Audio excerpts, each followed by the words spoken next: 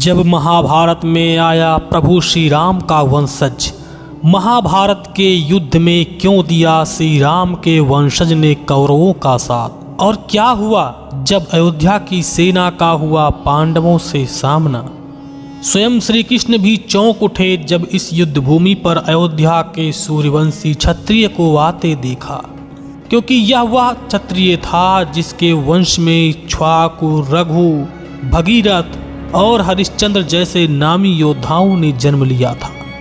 इन्हीं के वंश में श्री हरि के अवतार श्री राम का जन्म हुआ था।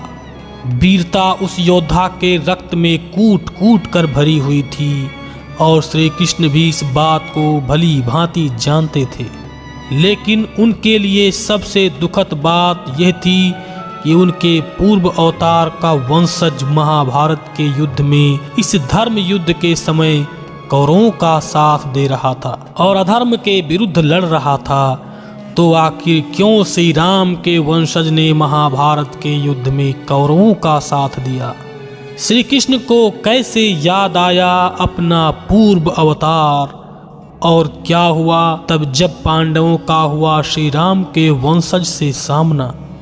आज हम आपको बताएंगे, तो वीडियो को अंत तक जरूर देखें। लेकिन वीडियो को शुरू करने से पहले जय श्री कृष्ण कमेंट करना बिल्कुल मत भूलिएगा। भगवान श्री कृष्ण की कृपा आपके परिवार पर सदा बनी रहेगी। द्वापर युग का महाप्रलयकारी महाभारत युद्ध कौरवों और पांडवों का कोई आपसी युद्ध नहीं था, बल्कि यह समस्त भारतवर्ष के लिए धर्म स्थापना हेतु अनिवार्य एक धर्म युद्ध था। इसलिए उस युद्ध में भारतवर्ष के सभी छोटे बड़े राज्यों ने हिस्सा लिया और महाभारत के युद्ध में अपनी उचित भूमिका निभाई। महाभारत काल के लगभग हर राजा ने युद्ध में हिस्सा लिया और उन्होंने अपने विचारों के अंतर्गत अपने अपने पक्ष को चुन लिया। जहां कुछ राजा ने कौरवों का साथ दिया, तो वही कुछ राजाओं ने अपनी सेना के साथ पांडवों का पक्ष चुना। इसलिए महाभारत युद्ध से पहले दोनों पक्ष अपनी सेनाओं को मजबूत करने में लग गए। कौरव और पांडव दोनों अपनी सेना को शक्तिशाली बनाना चाहते थे और अधिक राज्यों को अपनी सेना में शामिल करना चाहते थे। लेकिन यह बाजी कौरवों ने मार दी। भारत के अधिकतर राजाओं ने कौरवों का पक्ष चुना और उनकी सेना पांडवों से कई गुना अधिक शक्तिशाली हो गई। इसी कड़ी में अयोध्या के राजा बृहदबल ने भी कौरवों का ही पक्ष चुना।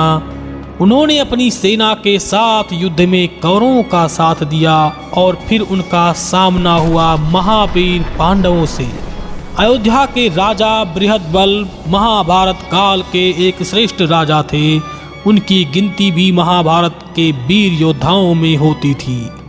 बृहदबल हर प्रकार की युद्ध विद्या में माहिर थे तथा वे कुशल मल्ल योद्धा भी थे। वे धनुर्विद्या, गदा युद्ध, तलवारबाजी और भाला युद्ध की अच्छी जानकारी रखते थे। बृहदबल सूर्यवंश के एक महाप्रतापी राजा थे तथा अपने पूर्वजों के समान वे भी एक सूर्यवंशी राजा थे। अपने युवा काल में उन्होंने अनेकों युद्ध किए थे। उन्होंने अनेकों शक्तिशाली योद्धाओं को हराया था तथा अनेकों राज्यों को अपने अधीन कर लिया था। महाभारत के अनेकों राज बृहदबल के अधीन राज किया करते थे तथा अयोध्या को कर दिया करते थे।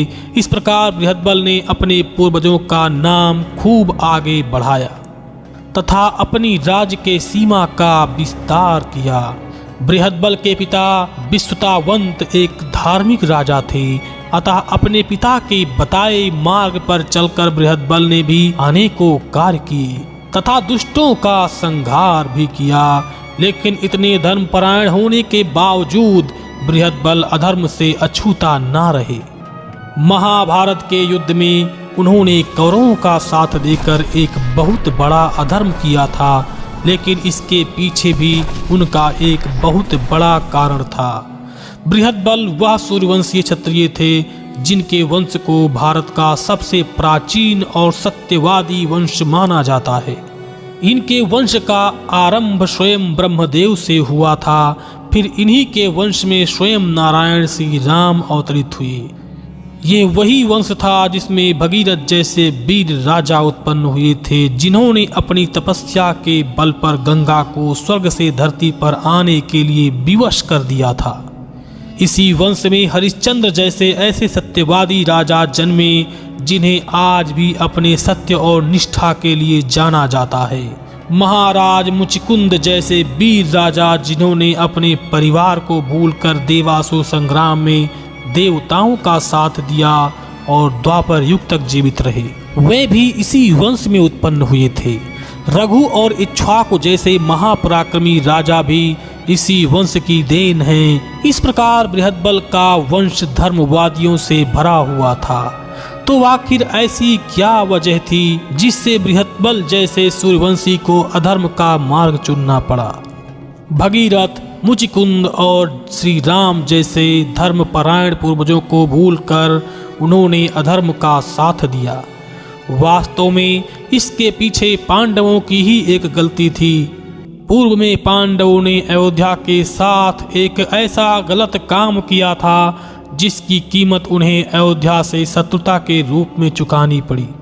महाभारत युद्ध से पहले और इंद्रप्रस्थ का राजा बनने के बाद युधिष्ठिर ने राजसूय यज्ञ का अनुष्ठान किया था।